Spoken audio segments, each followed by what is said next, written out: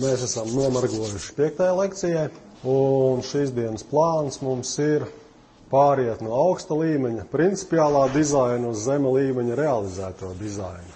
Ko tas īsti nozīmē un kā mēs to darīsim? Tad mēs pārskatīsim galvenos interneta dizaina apsvērumus, ko mēs līdz šim esam iepriekšējās 4 lekcijās aprunājuši. Un tad mēs beidzot detalizēti apstīsim internetu protokolu paketi. Un tad, tā kā mūsdienās ir jau ražošanā veselas 2 internetu protokolu versijas, tad mēs tā vismaz vispārīgā līmenī salīdzināsim šobrīd vairumā gadījumu esošās 4. internetu protokolu versijas paketes, to headeri, jeb iesākumu salīdzinot ar 6. versiju. Un tad atgriežoties pie tā, ar ko mēs runājām iepriekšējās 4 lekcijās, tad galvenais dizaina apsvēruma apskats. Līdz šim 4 lekcijās mēs esam tikuši galā apmēram ar 5 vai 6, cik precīzi un detalizēti jūs skaitat, galvenajiem principiem, kā strādā internets. Pirmkārt, tā ir pakešu komutēšana vai komutācija, un kas tas ir, es ceru jūs zinat. Paketes maršrutē tā kā automašīnas uz ielām. Nākamais princips ir tas best effort angļu valodā, jeb es to tulkoju kā labākā iespējamā servisa princips, kā garantē tikai to, ka centīsies visu izdarīt labi, bet negarantē šīs centības rezultātu. 3. princips tas, ka tā modulārā struktūra internetam tiek dalīta atsevišķos slāņos. 4. princips, ka starp visiem tiem daudzajiem slāņiem pa vidu ir tikai viens iespējamais variants, un tajā starptīkla protokolā tiek izmantots tikai interneta protokols. Un 5. apvienoti 2 principi vienā lielākā tīkla galu princips, kā lai mēs nodrošinātu garantēt datu pārraidi, pilnīgi pietiek šo datu pārraidi kontrolēt tikai pašos galos, un kopīgā likteņa princips par to, ka ja mums vajadzīgs saglabāt kaut kādu stāvokli, tad vislabāk to stāvokli saglabāt tur, kur tas arī ir vajadzīgs. Un tad detalizēti, lai atkārtošanu zināšanu māte, tad aprakstīsim, lai jums tālāk, kad mēs iedziļināsimies tehniskās detaļās, šie principi būtu pietiekami skaidri. Tātad pakešu komutēšana nozīmē to, ka jebkuru garāku ziņojumu, pārraidot pa datu pārraides tīklu vai pa internetu, sadala sakārtotās secīgās paketēs, sadala viņas pa gabaliem. Un tīklā katra šī pakete tiek pārsūtīta absolūti individuāli. Un šādu paketi sauc kā? Šādu paketi sauc par datagrammu. Un sekas no tā ir tādas, ka katrai šai neatkarīgi komutējumai vai maršrutējumai paketei vai datagrammai ir jābūt atkal un atkal jāatkārto vajadzīgie dati, kas ir nepieciešami, lai katru šo paketi, tāpatās kā aploksni pastā, varētu no sūtītā līdz adresātam arī aizsūtīt. Nu, un šī informācija tiek ielikta tās datu paketes sākumā, precīzi terminā runājot, tā iesākums, angļu valodā header, kurā tad arī visa vajadzīgā informācija parādīta, kas ļauj šo paketi no vienas vietas līdz otrai vietai aizsūtīt. Un pakešu komutācija interneta tīklā ir izvēlēta tāpēc, ka šādā veidā var labāk izmantot tīkla caurlaidspēju. Precīzs tulkojums angļu valodā tāds termins kā bandwidth, jeb joslas platums. Bet joslas platums ir labi zināms tiem, kas nodarbojās ar radioelektroniku un akustiku un tādām lietām. Bet, ja jūs nevarat atcerēties terminu joslas platums, tad ir vienkārši termins caurlaidspēja. Tad cik daudz vienkārši tīkls spēja laist cauri. Un, ja izmanto pakešu komutāciju, tad tā caurlaidspēja tiek izmantot labāk, jo nekas netiek rezervēts bez vajadzības. Ja tur tajā tīklā to paketi var iedzīt, tad var iedzīt, ja nevar iedzīt, tad bišķiņ jāpagaida, ļoti vienkārši. Un svarīga lieta ir tā, ka, ja izmanto pakešu komutāciju, tad tīkla iekšienē nav jāsaglabā nekāds iekšējais stāvoklis, kā tas ir piemēram telefona līnijām, ka no jūsu telefona līdz drauga telefonam visiem tiem mezgliem, tām iekārtām pa vidu, kas tajā tīklā ir jābūt zināšanām, ka tā ir tā līnija, kas šobrīd ir aktīva no jums līdz jūsu draugam. Un tas to sistēmu padara stipri sarežģītāku. Un tā kā tas ir stipri sarežģītāk, tas ir, protams, traucējumu nenoturīgāks. Bet, ja jums ir pakešu komutācija, tad var izmantot šo kopīgā likteņa principu, ka, ja jums ir zināšana, ka jūs pumpējat failu draugam vai draugs pumpē no jums, tad tikai jums vien tās zināšanas vajadzīgas, no kurienes tas fails ir sākts kopēt un kurā brīdī viņš tiks beigts kopēt. Un ja tur pa vidu kaut kāds juceklis uz brīdi notiek, ja vien tas fails turpina pumpēties, tad jums tas ir pilnīgi vienaldzīgi. Un kā daļējs vidas risinājums ir tāds, ka principā šie abi divi varianti, kā telefonu līnija komutācija un pakešu komutācija, viņi ir daļēji savstarpēji aizvietojami. Var darīt vienu ar otru un otru, lai pirmo. Un tāds daļējs risinājums pa vidu ir, piemēram, virtuālie privātie tīkli, ka jūs sakarus nodibinat ar pakešu komutāciju, jūs sūtat šurpu turpu paketes, tajās paketēs ir papildu ziņas par īpašām virtuālajām līnijām, un uz šīm virtuālajām līnijām jūs varat taisīt savu, piemēram, virtuālu privāto tīklu, kur cits klāt netiek, bet jums liekas, ka dators zemeslodes otrā pusē strādā tieši tāpatās kā dators šajā pat lokālajā tīklā. Tad tālākais, ko īsti nozīmē tas labākais iespējamais variants. Angļu termins tas best effort, un labākais iespējamais nozīmē to, ka vienīgais, ko jums tīkla iekšienē garantē, ir, ka tās iekārtas, tie cilvēki, kas uztur tās iekārtas, jums garantēs maksimālo iespējamo rezultātu, ko viņi spēj sasniegt. Tā ir vienīgā garantija. Reāli līdz ar to netiek garantētas visas citas lietas, un līdz ar to, ja jūs nosūtat pa šādu tīklu kaut kādas paketes, viņas var pazust, viņas var sabojāt, viņas līdz mērķim var nonākt nepareizā secībā, un viņas var tikt aizkavētas. Un ar aizkavēšanos ir runa par to, ka viņas var tikt neparedzēti aizkavētas. Tā, kad mēs runājām par to, cik ātri gaisma izplatās vai radioviļņi izplatās, tad mēs sapratām, ka līdz zemeslodes otrai pusē ātrāk kā pa kaut kādām sekundes daļām nonākt principā nevar. Bet tas paredzamais kavējums. Vēl var būt tādi neparedzēti kavējumi, dēļ tā, ka tajā tīklā ir kaut kāds ņudzeklis. Un tad šādā tīklā ir iespējams, ka kaut kādas paketes jums ceļo kaut kādu iemeslu dēļ, kaut kādu brīnumu dēļ, būtiski lēnāk nekā visas citas paketes. Mums tā rēķina, protams, viņas pienāk nepareizā secībā. Un tad kāpēc ir izvēlēts šāds princips bez tādām skaidrām garantijām? Pirmkārt, kā jūs labi saprotat, kopš pasaules sākuma vēl nekas nav pastāvējis mūžīgi. Arī mūsu visums pastāv tikai 13 miljardus gadu, un mēs nevaram garantēt, ka viņš pastāvēs 14 miljardus gadu. Mums ir tikai liela cerība, ka tas tā notiks. Un tāpatās ir arī ar visām citām garantijām. Lai arī teorētiski šajā līniju komutācijā, kad mēs ar draugu sarunājamies pa telefonu, it kā mums ir ilūzija, ka mums ir garantijas, ka mums tā līnija strādās. Protams, tā līnija jebkurā brīdī var nojukt. Un ja mēs rēķinam šādus nojukšanas gadījumus, protams, 100% garantija nav, viņa ir tikai vienkārši ļoti liela garantija.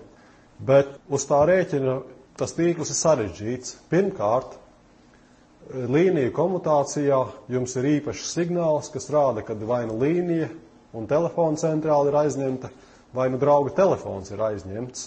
Tad ir jābūt īpašam protokolam, kādā veidā sistēma jums atvainojās, ka viņa šobrīd ir aizņemta. Ja jums ilūzija par tādām garantijām netiek piedāvāta, tad tāds pakešu komutējs datu pārraides tīkls ne par ko neatvainojās. Vai nu jūs tās paketes varat sev vēlamā ātrumā un vēlamā virzienā aizsūtīt, vai nu nevarat. Un tādas sistēmas, kuras neatvainojās, Principā viņas ir robustākas, jo ir viens liekas ķēdes posms izmests šī vajadzība pēc atvainošanās. Un papildu labums tad ir tāds, ka nevajag neko iepriekš rezervēt, vai nu jums tas ir pieejams, vai nu nav. Nav jāveic nekāda kļūdu kontrole un labošana. Tam tīkla iekšēnē nevajag atcerēties nekādus iekšējos stāvokļus, jo katra pakete ir neatkarīga. Un nav vajadzības pārsūtīt visas paketes pa vienu un to pašu ceļu. Tā kā jūs sarunāties pa telefonu ar draugu, visi tie dati, viņi arī ir digitalizēti. Vienmēr turp un atpakaļ iet pa to pašu ceļu, pa to jūsu virtuālo līniju. Bet tā, kad jūs pumpējat datus no kaut kāda milzīga tāla tīmekļa servera, gadījumā, ja tur pa vidu kādu brīdi kaut kas notiek, tās paketes var automātiski atrast citu īsāko, taisnāko ceļu, kā līdz jums atnāk. Un ja vien tās traucējumi nav tur milzīgi ilgi, ja viņi ir kaut kādām sekundes daļām, tad jūs kā likums to nemaz nepamanat, ka tur kaut kas ir noticis. Un galvenais iegūms ir tas, ka ar šādu piegājienu tas tīkls ir daudz vienkāršāks. Viņš tāpatās ir netriviāls, bet tā viņa sarežģītība nav tik liela, kā tas būtu vajadzīgs ar līnijas komutēšanas veidu. Grūts jautājums ir par to, ka mums ir dažādas lietojuma programmas. Un lietojuma programmām, kā likums, ir augstākas prasības nekā datu pārraides tīkls, tāds pakaša komutēts datu pārraides tīkls spēj garantēt. Jo, ja jūs sūtat šurpu turpu failus, tad, protams, jums nav pieņemami, ka kaut kāda daļa no tā faila tiek pazaudēta. Un līdz ar to, lai varētu to failu bez zudumiem pārsūtīt, vai nokopēt, vai pārvietot, tad ir jānodrošina, ka paketes nezūd un ka viņas pareizā secībā ir. Jo, ja tas fails būs nepareizā secībā, viņš būs salausts. Un, ja jūs izmantojat kaut kādu skupe IP telefonu, nevis priekš sarakstīšanās, bet priekš sarunāšanās, jums arī ir svarīgi, kad sakarīgā laikā jūsu saruna partneriem balss atnāk atpakaļ, lai viņi tur nesprekšķi un neraustās un tam līdzīgi. Un tad jautājums ir par to, vai ar šādām vājām garantijām, kur vienīgais, kas tiek garantēts, ka darīs visu iespējamo, lai sanāk pēc iespējas labāk, ir pietiekams, lai tādas normālas lietojuma programmas ar augstākām prasībām nekā tīkls garantē varētu normāli strādāt. Ar šādām it kā nepietiekamām garantijām patiesībā pilnībā pietiek, lai tas tīkls strādātu uzticami. Un iespējams, ka tas ir svarīgākais jautājums, ko internets atšķirībā no saviem priekšpeciem, dažādiem tīkliem, ir atrisinājis pareizi. Minimālas garantijas ir tas, kas internetu patīkam atšķir no visiem pārējiem tīkliem. Un tad kā tas tiek panākts, kad caur tādu it kā draņķīgu tīklu tomēr tās lietojuma programmas spēja normāli sazināties, normāli pārvietot, kopēt datus un tam līdzīgas lietas izdarīt.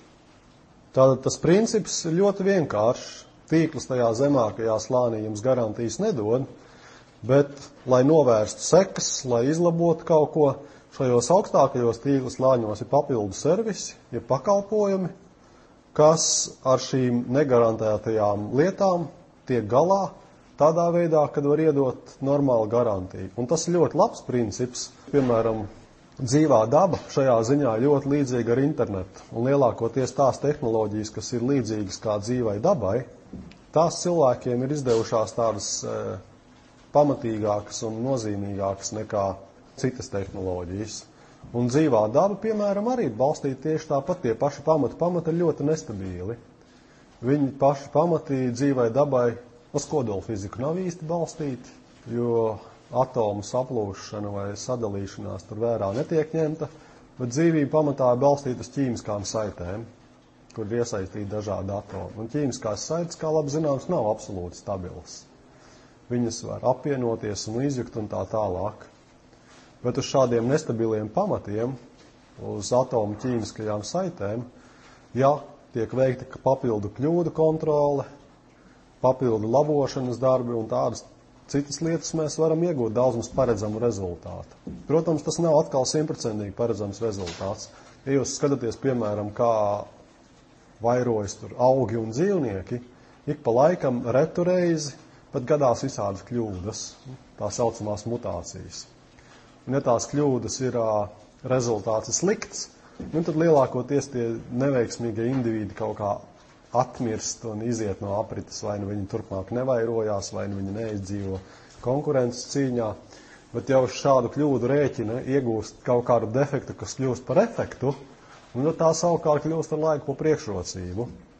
Un internetā ir zināmā mērā līdzīgi, ka, lai arī tas pamats ir nestabils un neusticams, tad ar papildu paņēmieniem var iegūt vairumā gadījumu garantētu rezultātu. Tad pirmais, kas tiek ieviests, ir, ka šai negarantētajā data pārraidē ir papildu kontrolas mehānismi, lai nodrošinātu to, ka kļūdas tiek atklātas, un vairumā gadījumu viņas tiek arī izlabotas. Un, ja, tā, piemēram, tīkla paketes neceļo pa to pašu ceļu, tas mums absolūti neuztrauc, ja vien avots un mērķis savā starpā var sazināties. Ja paketes nepienāk pie saņēmēja secīgā veidā, tad ir ļoti vienkārši šīs paketes ielasa buferī un pēc viņu kārtas numuriem sakārto pareizā veidā un tai lietojuma programmai nodod to datu straumu jau tādā pareizā veidā, kā tas ir bijis paredzēts. Ja paketes neplānoti pazūd vai aizkavējās, tad, protams, sūtītājs var atkārtot sūtīt to paketi tik ilgi, kamēr viņam apnīk. Tad, ja vispār tā pakete ir aizsūtām, tad 10, 15 vai 100 reizi aizsūtīs.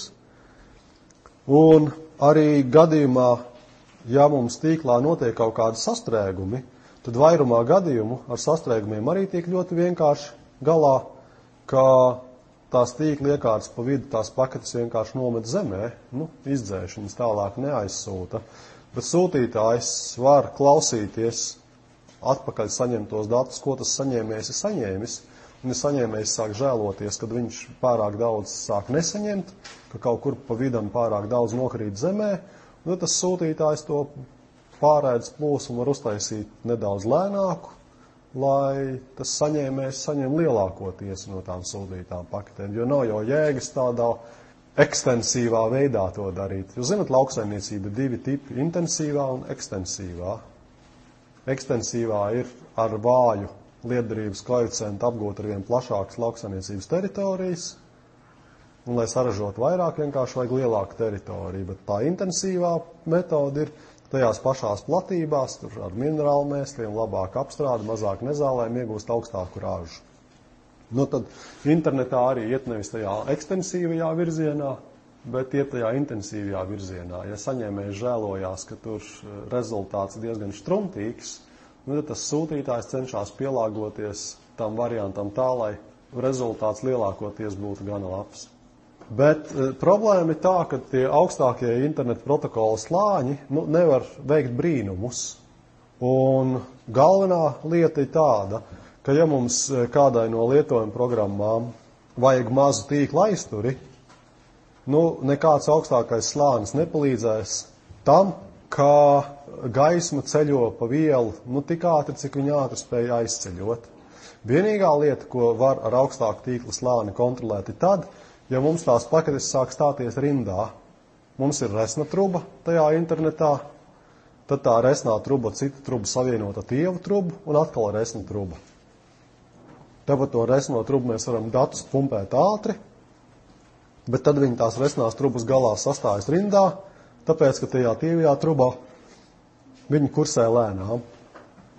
Un tad, ja ir šādas rindas kaut kur sastājās, tad to gan var kontrolēt, lai tie dati vismaz rindā nestāvētu, bet iet vismaz tik daudz ātri, cik ātri tā gaisma spēja pārvietoties pa visām tām tīkla iekārtām apkārt zemeslodei.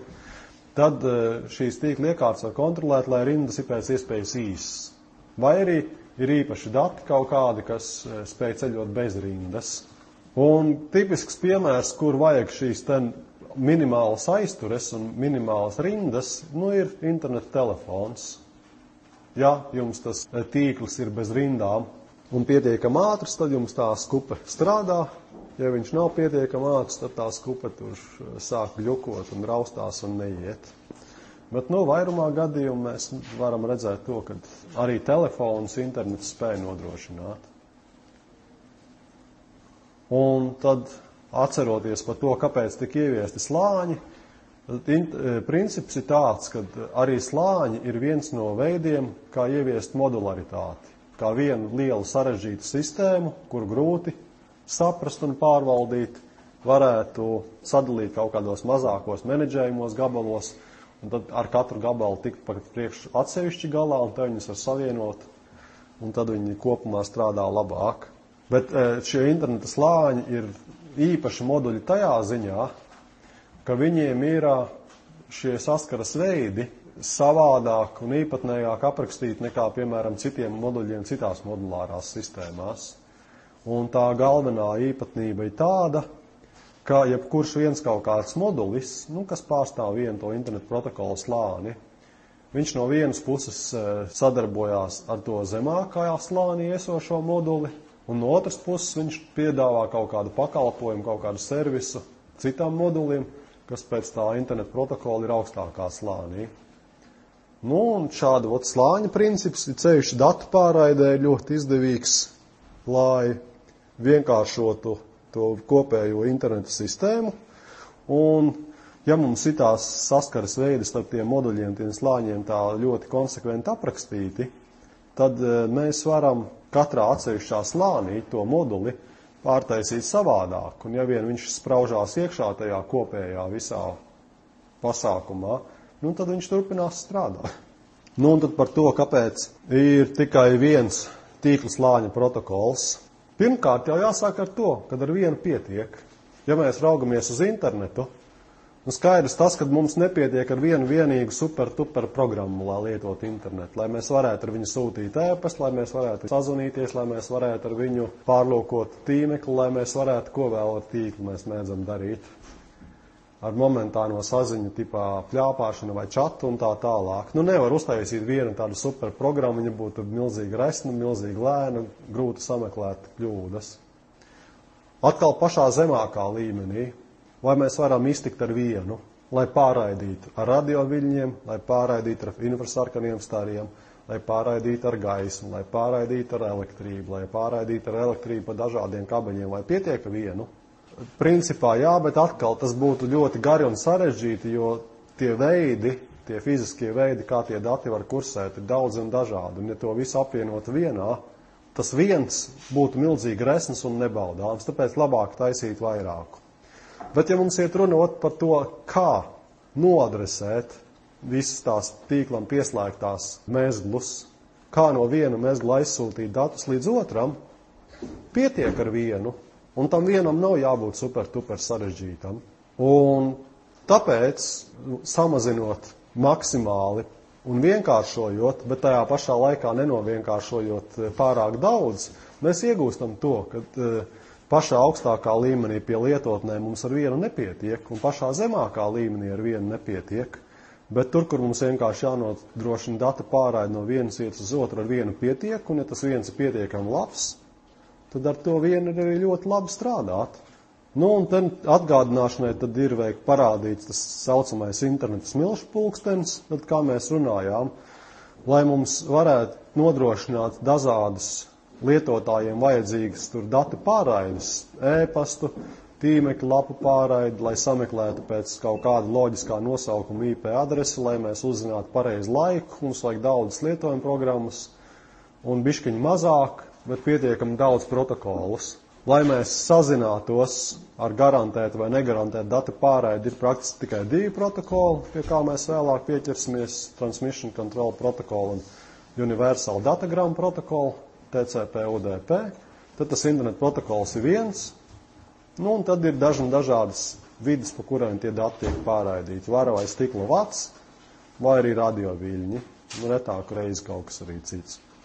Kādas tad būtu alternatīvas? Ja mums būtu vairāk par vienu protokolu šai te mezglu adresēšanai un datu pārraidīšanai, kādi būtu ieguvumi? Viens ieguvums, ko es varētu izdomāt, interneta paketē tas headeris, tas iesākums, ka mēs apstīsim, ir diezgan garš.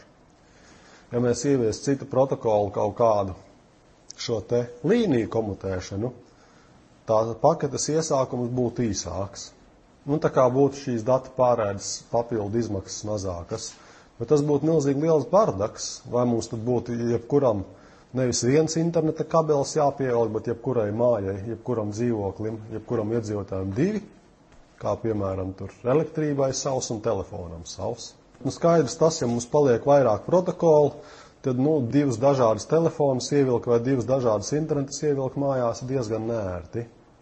Un lai arī tas interneta protokolu dizains nav ideāls, princips ir tāds, ka tie ieguvumi, ko dod tikai viens protokols, ja ar vienu pietiek, ir daudz lielāki nekā tie zaudējumi, kas varētu būt, ja mēs tur ieviestu kaut kādu zvēru dārzu. Un vēl otrs liels būtisks trūkums ir tas, ka ja mums ir tikai viens protokols tai adresēšanai un datu pārraidei, maršrutēšanai, mums ir ļoti grūti pāriet uz citu protokola versiju, ja viņi nav savietojumi ar iepriekšējo. To ļoti labi parāda mūsdienu pieredze. Internet protokola 6. versija pastāv jau vairāk nekā 10 gadus, un tikai tagad, kad tā kurpe sāk nopietni spiest, beidzot viņi sāk pamazām arī ieviest.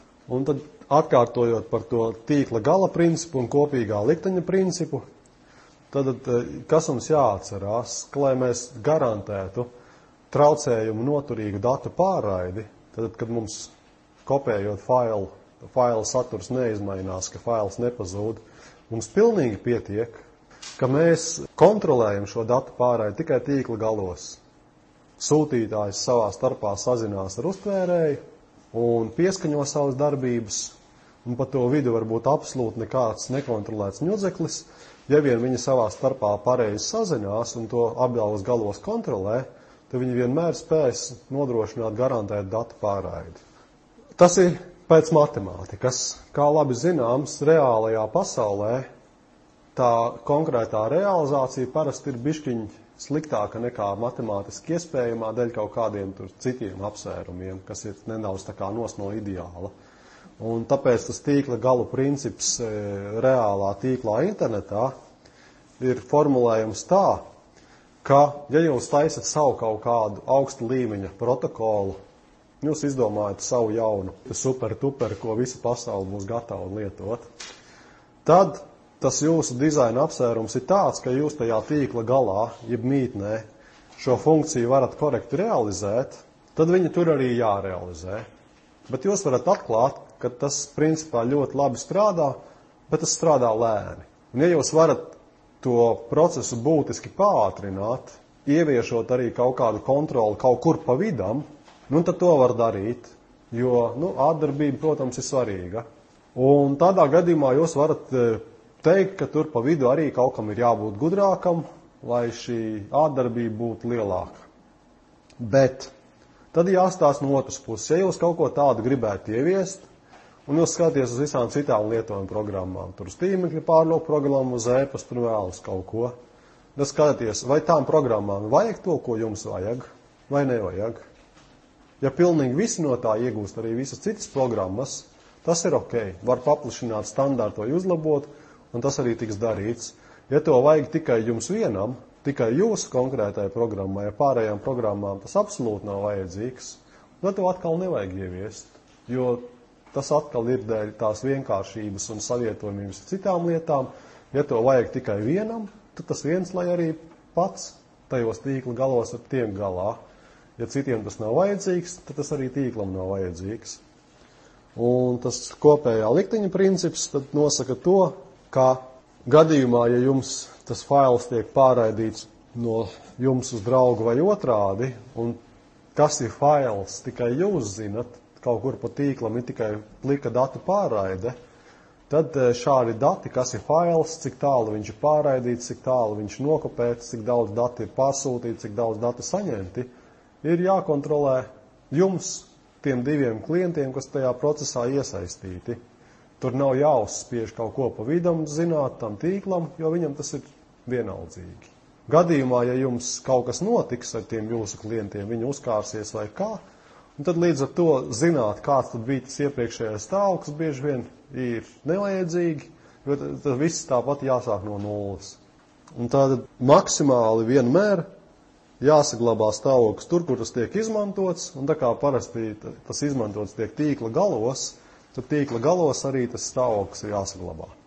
Tātad tagad mēs esam atkārtojuši tos internet dizaina principus, un turpmākās lekcijas mēs beidzot ķersimies, vērsim pie ragiem, mēs skatīsimies, kā tas ir konkrēti realizēts.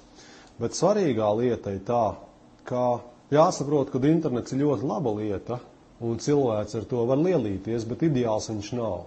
Un tāpēc jāsaprot, ja jums ir šie vispārīgie dizaina apsvērumi saglabājušies atmiņā, tad jums vajadzētu just, kas no tā reālā interneta ir labi sanācis un kas nav tik labi sanācis.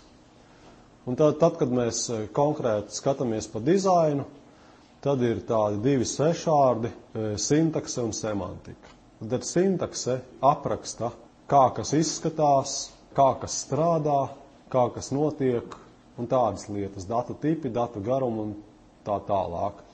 Semantika savukārt ir svešvārds vienkāršam latviešu vārdam, kas ir jēga. Tas apraksta šo te dažādo simbolu, dažādo datu tipu jēgu, kāda ir viņa nozīme. Ko nozīmē tur sākt pārraidi, ko nozīmē beigt pārraidi, ko nozīmē tur salausts, ko nozīmē nesalausts un tādas lietas. Un tad par to interneta iesākuma jēgu un semantiku. Tad, ja mēs tīklā nodarbojamies ar neatkarīgu datu pakešu pārraidi, tad mums katrā paketē, jeb tās aploksnes virspusē, ir jānorāda dati, kas ar to paketi ir jādara. Un tad galvenais, kas paketē ir jāizdara, viņai jāpasaka tajā iesākumā, uz kurien tā jānogādā, ar kādu protokolu viņa ir jāapstrādā pie tā saņēmēja, jo kā mēs to praktiski pārbaudījām, protams, tas saņēmējs uz vienu adresi var klausīties dažādi servisi un dažādas lietas veikt. Tālāk paketē ir pilnīgi noteikti jāpasaka, kur viņa sākas un kur viņa beidzas, un to var pateikt divos veidos. Vai nu sākumā pasaka paketes garumu, vai nu beigās arī ir īpašas iezīmes, tā arī pateiks, tā, kad jūs redzat šo iezīmi, tad tās ir paketes beigas. Un tiešā veidā pateikt, cik pakete ir gara, ir izdevīgāk nekā likt šīs paketes beigu iezīmes, bet tad saņēmējs vienmēr skaidri zina, cik ilgi viņam jāgaida līdz paketes beigām. Jo pretējā gadījumā, ja tīklā kaut kas notiek, un mēs to paketes beigu iezīmi ilgi nesagaidām, tad tas gaidītājs paliek izbrīnīts. Un tālāk ir tai internetu paketei, protams, jātiek galā ar dažādām iespējamām problēmām. Pirmkārt, tajā internetu paketei ir jāspēj pateikt, vai tas viņas headeris, tas iesākums ir nesalausts, vai tie dati tur ir visi precīzi pārraidīti un uztverti, vai tur nav kaut kas mainījies.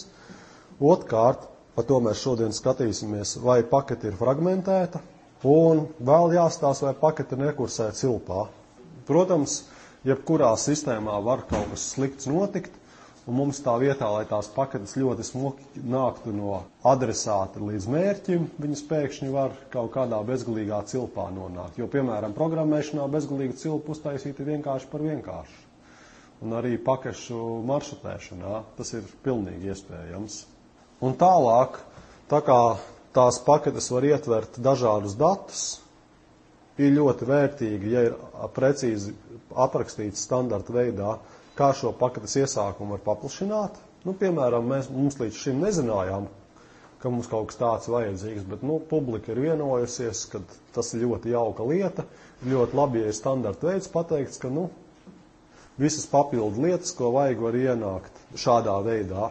Un tad ir interesanta lieta par to, vai paketē ir vajadzīgs, no kurienes tā tiek sūtīta, vai nav vajadzīgs. Kāda jums šķiet?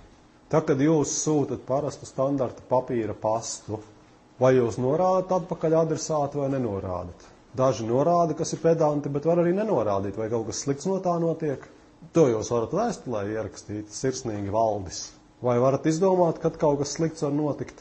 Nevis izdzēsta, bet jūs esat kaut ko kļūdījies un jūsu mērķa adrese ir nepareiza.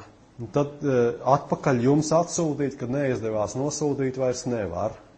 Tāpēc, ka ja neielien vēstules tekstā iekšā tajos datos, tad no tās aploksnes vien saprast, ko darīt ar tādu, nav skaidrs, un tad viņi vienkārši, protams, tiek nomesta zemē. Un ar internetu protokolu tieši tāpatās. Principā pēc būtības, ja viss notiek ideālā pasaulē, sūtītāja adrese jānorāda nav. Jo paketi, protams, ir svarīgi aizsūtīt līdz adresātam.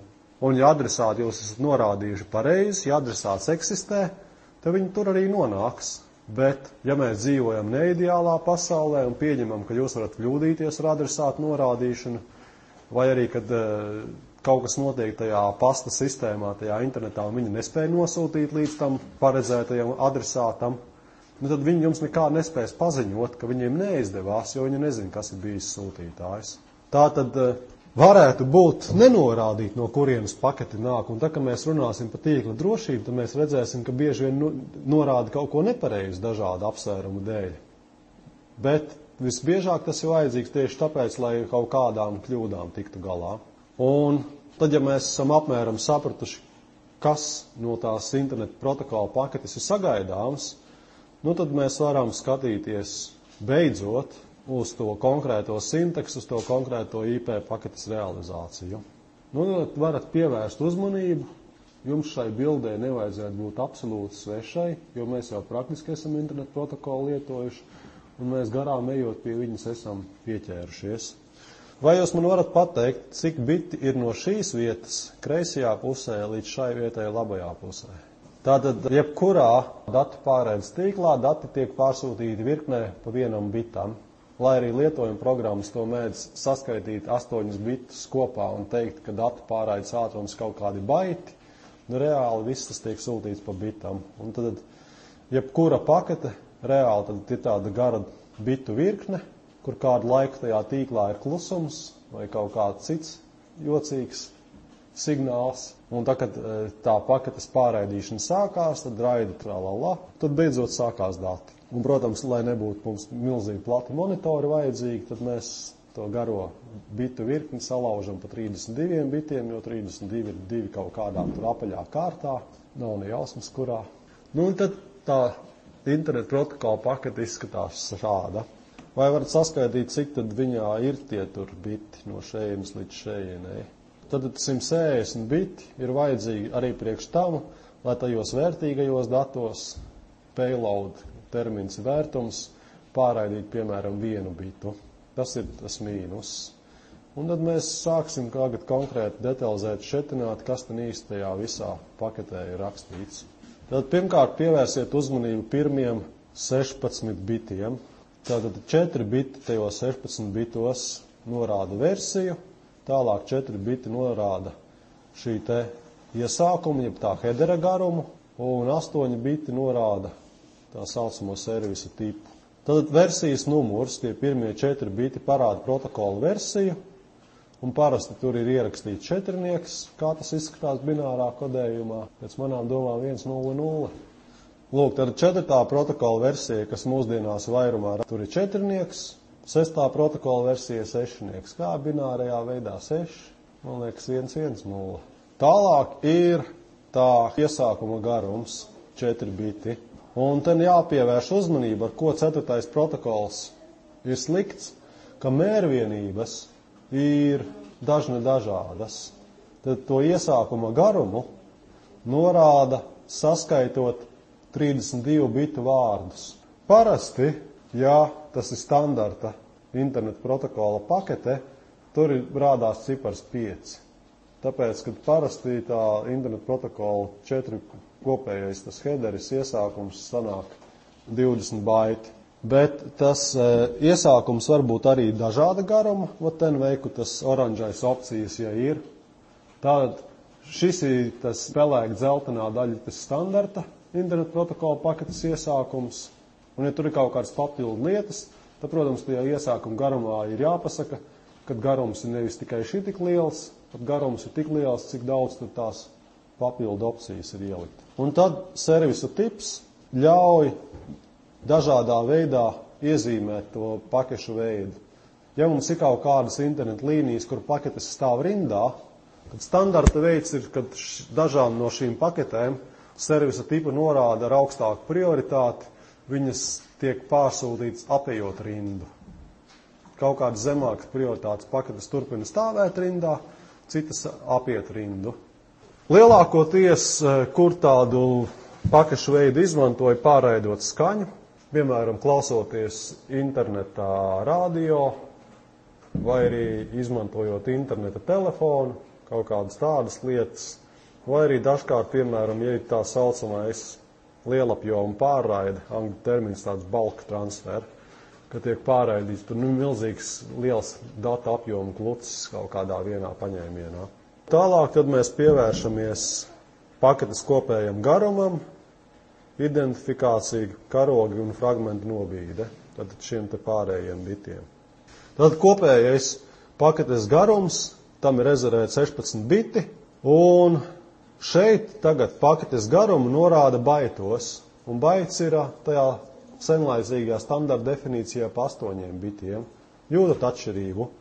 Tātad iesākuma garumu aprakstīt 32 bitu vārdos, bet kopējo paketes garumu kopā ar vērtīgajiem datiem 8 bitu vārdos, jeb baitos. Un maksimālais 4.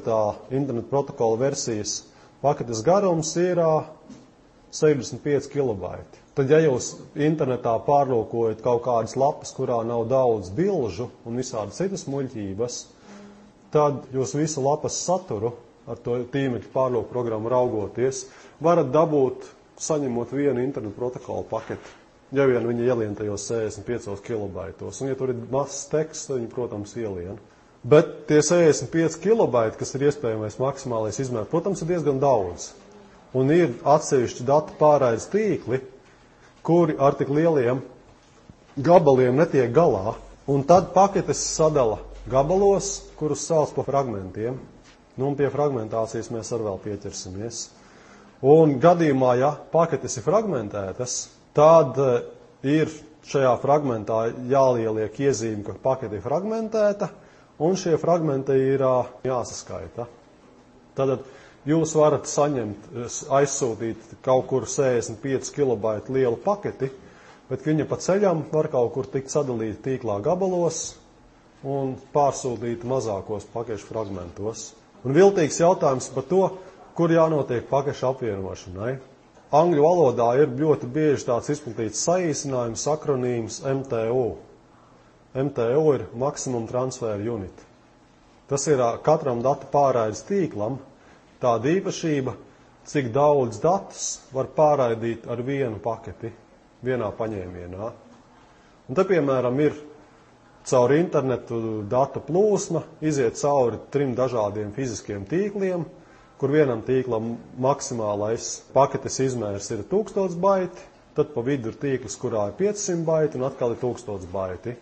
Nu, un tā, kad tā pakete ceļo, tad tur viņa bija 1000 baiti, un šajā vietā viņa tiek sadalīta 2 fragmentos. Tad viņa aiziet šeit, tur, kur atkal savienojas tas tīkls ar īsākām paketēm un ar garākām, un jautājums, vai viņu šeit atkal var apvienot, lai nosūtītu tur tālāk. Var. Vai tur ir kādas problēmas? Neko nevajag, tur paketē viss ir pateikts, priekš tam viņai tie dati rezervēti. Paskatīsimies citu problēmu. Tātad cits variants ir tāds. Gadījumā tajā brīdī, ka mums tā pārāk garā pakete citā datu pārraides tīklā tiek sadalīta 2 daļās, atceraties, kas internetu protokolā tika garantēts. Tika garantēts tikai tas, ka darīs visu iespējamo, lai sanāk pēc iespējas labi. Bet nav nekādas garantijas, kad no šī tīkla visas paketes ceļo pa vienu un to pašu ceļu. Un iespējams, ka tā kā tas ir lēnāks tīkls šeit kaut kur pa vidu, ka tur ir vairākas paralēlas līnijas kaut kur ieviestas, un lai būtu kaut kādas slodzes dalīšana. Un sadalot slodzi, var būt tā, ka šajā maršrutētājā viena pakete tiek aizsūtīta pa vienu tīklu, kas ir ne lēnāks, bet ar mazāka gabala datiem, un otra pakete tiek aizsūtīta pa otru tīklu. Un tad, protams, šajā vietā nav ko apvienot, jo šajā vietā ir tikai viens paketes fragments, un šajā vietā ir otrs paketes fragments. Un tādā gadījumā reāli to pakešu fragmentu jūs pavisam kopā dabūjat tikai otrā tīkla galā.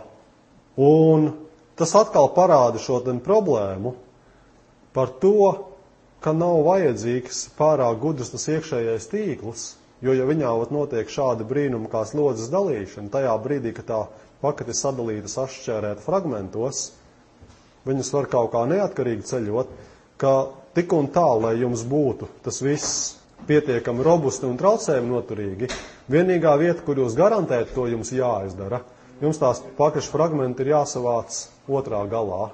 Un līdz ar to ir tā, ka, ja grib, tās paketes fragmentus var apvienot, un ja var, bet, tas nav obligāti, jo iespējams, ka tāpatās visas viņas apvienot nevar. Un tad, kā īsti tā aprakstīta tā pakašu fragmentācija un salīmēšana atpakaļ notiek? Tad pirmkārt, tajā paketes iesākumā ir 16 bitu identifikators, kas ir vienkārši unikāls skaitlis, kuru var paskatīties tas iekārta, kas to paketi sāk fragmentēt gaisā, vienkārši izdomāt unikālu primāru atslēgu, kaut kādu pietiekamu unikālu, kas tiks izmantots, kā apvienošanas vārds tām dažādām pakešu fragmentiem. Tālāk ir dažādi karodziņi, un karogi tie vienkārši biti. Tas tā kā karodziņi var ielikt to karodziņu vai noņemt. Viens bits no tiem 3 bitiem netiek izmantots, sauc viņu par RF bitu, nekur neizmanto. Otrs bits tiek apzīmēts ar DF, don't fragment. Tās ir īpaša veida paketes, kur pasaka maršrutētājiem nefragmentēt šīs paketes, pat ja viņas tālāk nevar aizsūtīt, jo viņa ir pārāk liela. Un gadījumā, ja tāda pakete ar šādu karodziņu tiek saņemta, don't fragment, tad ko dara maršrutētājs? Tā kā viņš tālāk pārāk lielu paketi nevar nosūtīt, viņš šo paketi nomet zemē, tālāk nepārraida, bet sūtītājam viņš aizsūta atpakaļ citu datu paketi, kurā ir ziņojums, ka paketi ir pārāk liela. Un šis paņēmiens tiek izmantots priekš tam, lai pilnajā ceļā apskatītos šo maksimālo paketes izmēru. Un uzreiz jau raidītājs var sūtīt tikai tādas paketes, kas pa visu to ceļu izies cauri nesašķērētas. Un tad karodziņš, kas saucās MOR, MF, tad tur ieliek viennieku, ja norāda, ka tas nav pēdējais paketes fragments, tad, kad būs vēl kaut kādi fragmenti. Un tad ir 13 biti rezervēti priekš nobīdes. Tas ir 8 bitu vienībās, pasaka, no kuras vietas jāsāk līmēt to paketi kopā. Skatieties tagad veikuļu fragments. Tad mums ir 4 kilobaitu datagramma, tiek sūtīta no adreses 123 uz 3456.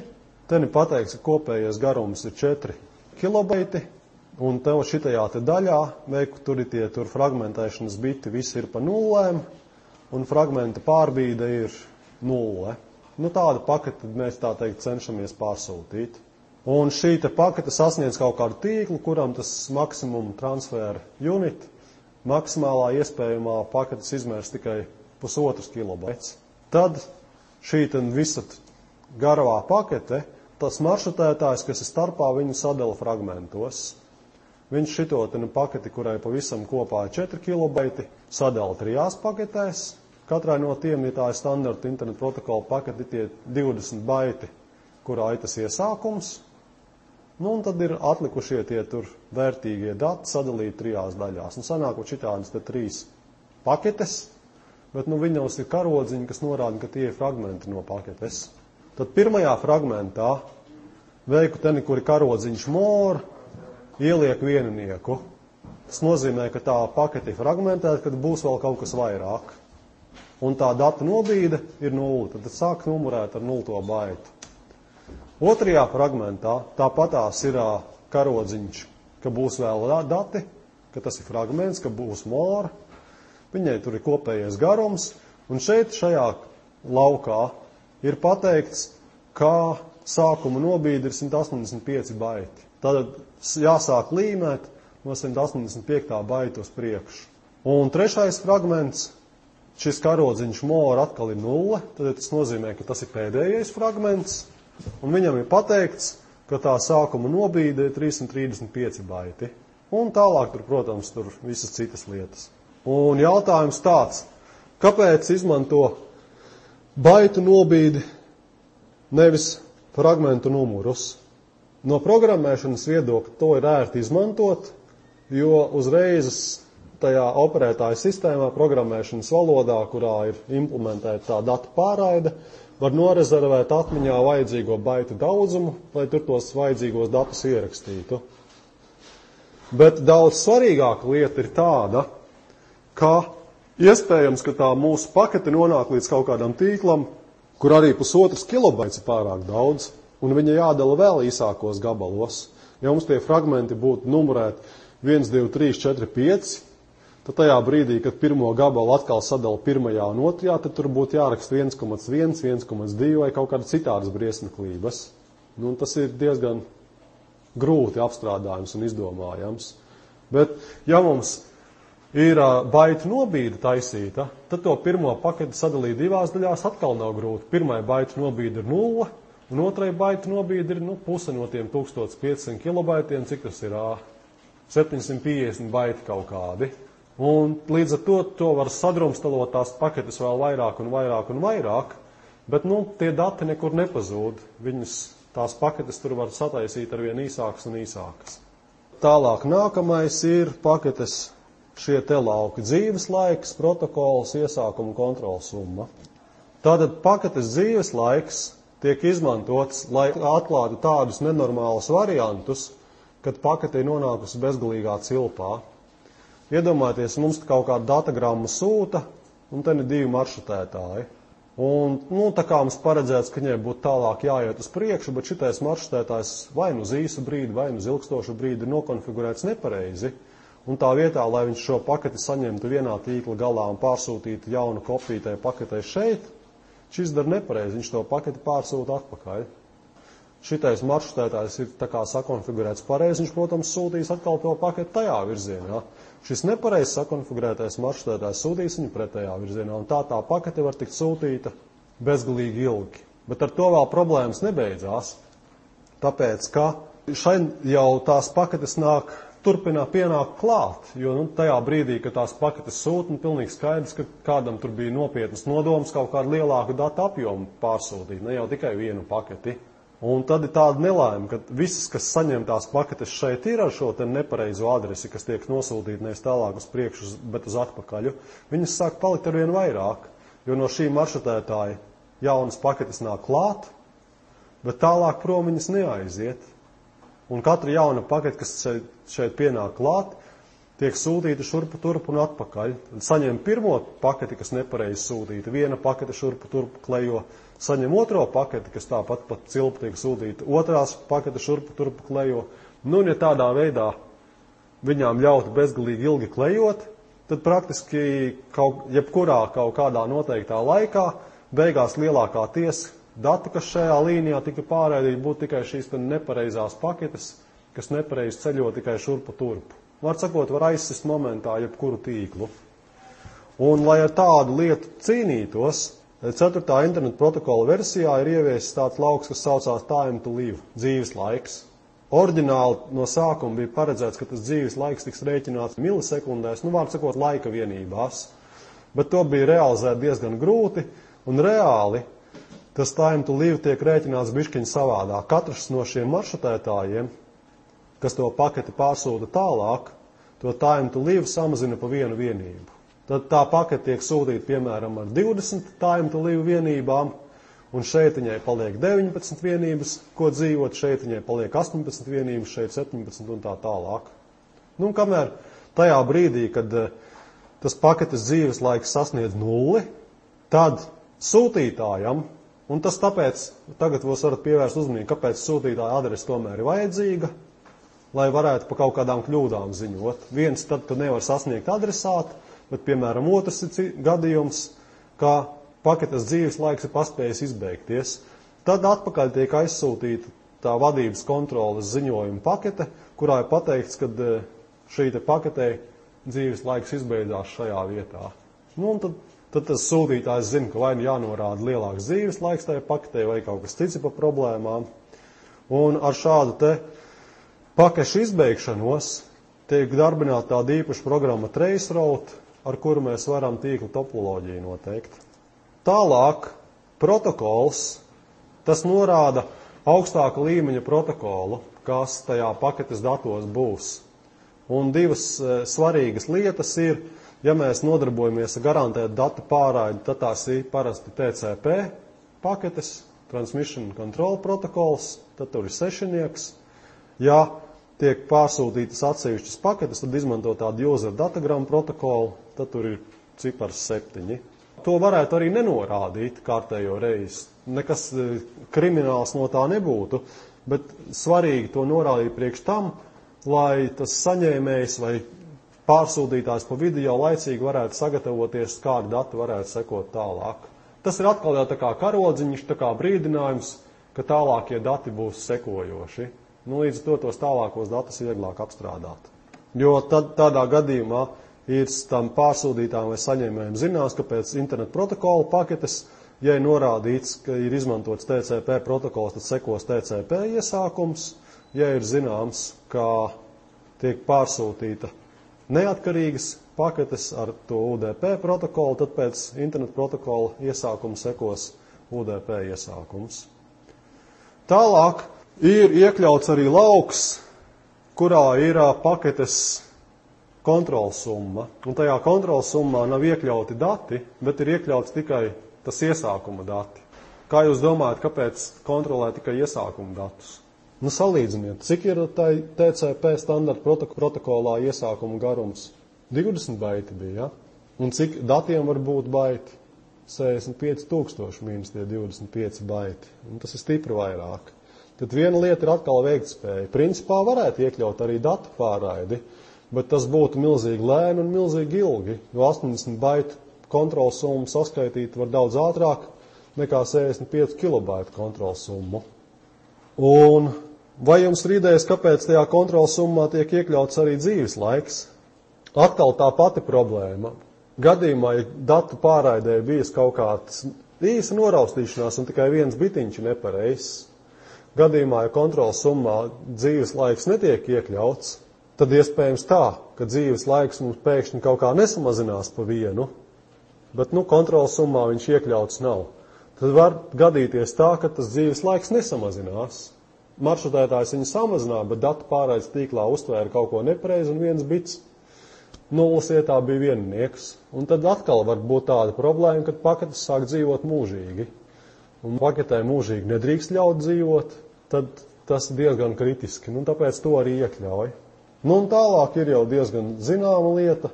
Pēc visiem šiem sākuma kontrolas bitiem ir 32 bitu avota internetu protokola adrese un 32 biti mērķa internetu protokola adrese. Tātad mērķa adrese tiek izmantot divām vajadzībām. Pirmkārt, tas ir unikāls identifikators internetu protokola tīklā.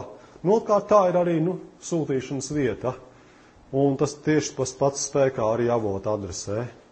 Un avota adrese norāda pirmkārt tāpēc, lai zinātu, kam atbildēt, ja notiek kaut kas slikts. Un otrkārt, varbūt arī tā, ka ļaunprātīgi sūtītāji var norādīt nepareizu avota adresi.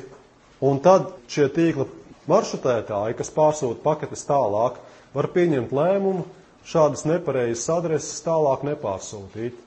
Tas ir standarta veids, tāda pasīva aizsardzība, kā cīnīties ar ļaunprātību.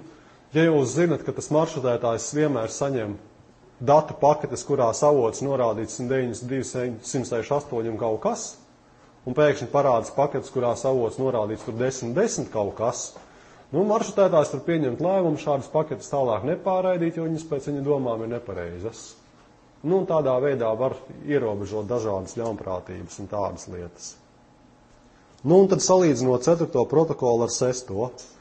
Salīdzinot 4. protokola versiju un 6. protokola versiju, ir interesanti apskatīties, kas no datu laukiem ir saglabājies un kas nav saglabājies. Un tad veiko redzēt, tad 4. Dzeltenā krāsā ir tie lauki, kas tā IP paketes iesākumā ir saglabājušies gan 4. gan 6. versijā. Tad veiko redzēt, kad versija ir palikusi lauki un mērķa un avota un mērķa adrese. Tikai, protams, 6. protokola versijā avota un mērķa adrese stipri lielāka un garāka. Sarkanie lauki ir tie, kas bija 4. protokola versijā, bet 6. protokola versijā ir izmesti. Un var redzēt, ka ir diezgan daudz lietas izmestas, un tā ir labā ziņa. Tas atbilst tam tīkla gala principam, ka visai sarežģītībai jābūt tīkla galos, pa vidu jābūt tai visai lietai vienkāršākai. Un tad saglabājušies tikai tāda lieta, tā type of service lauka vietā ir bišķiņ savādāk nosaukt traffic classes, un tas arī principā iet runa pār dažāda veida pakašu pārsūtīšanu. Tad ir to vērtīgo datu garums, tad ir palicis dzīves laiks, kas ir pārsaukts savādāk, pa hop limit, jo tagad tik tiešām iet runa nevis pa dzīves laiku sekundēs vai laika vienībās, bet vienkārši pa viņas pārsūtīšanu starp maršrutētājiem. Un te, kur bija dažādas visādas opcijas, tas 6. protokola versijā tiek taisīts savādāk. Ir tāds atsevišķs lauks, kas saucās next header, un tas nozīmē, ka pēc šitā standarta IP protokola sākuma var būt arī turpināts papildu ziņas ar to sākumu. Un līdz ar to, tā kā 6. protokola versija ir būtiski vienkāršota un uzlabota, jūs varat salīdzināt, lai arī adrešu garums 4 reiz lielāks 6. protokola versijā nekā 4. protokola versijā, pavisam tas sākums ir tikai 1,5 reizi garāks nekā 4. protokola versijā, jo daudzas lietas ir izsviestas. Tajā skaitā ir izsviesta tāda lieta kā kontrolas summa tam iesākumam. 4. protokola versijā tas tika rēķināts, tagad tiek rēķināts tā, ja tur kaut kas slikts notiks, gan jau tur ar to galā tiks, pašos galos to izrēķinās, bet nekādas kontrolas summas šeit vairs rēķinātas netiek. Un vēl viena interesanta, svarīga lieta ir, ka vairs nav šīs ziņas par pakešu fragmentāciju, jo 4. protokola versijā paketi sadalīt fragmentos varēja katrs, kam nav slinkums. Tad 6. protokola versijā principā neviena pakete nav fragmentējama. Un gadījumā, ja kāds maršrutētājs dabūna pārāk garu internetu protokola paketi, kuru viņš nespēja caur tīklu pārraidīt, viņš vienkārši aizsūta atpakaļ sūtītājam ziņu, ka paketi ir pārāk gara, un sūtītāja atbildība ir saīsināt to paketi, tos pašus datus pārsūtīt īsākās paketēs, jo tas arī ir ieviests labāk tas tīkla gala princips, ka tikai tīkla galos var paketes sadalīt gabalos, un tikai tīkla galos viņus var arī salāpīt kopā. Tad izmaiņu apkopojums. Tātad izmesta 6. protokolā ir fragmentācija paketēm, jo viņas fragmentēt drīkst tikai iedzenot tīklā un salipināt kopā, izņemot no tīkla. Var sakot, paketēm fragmenti vispār nav.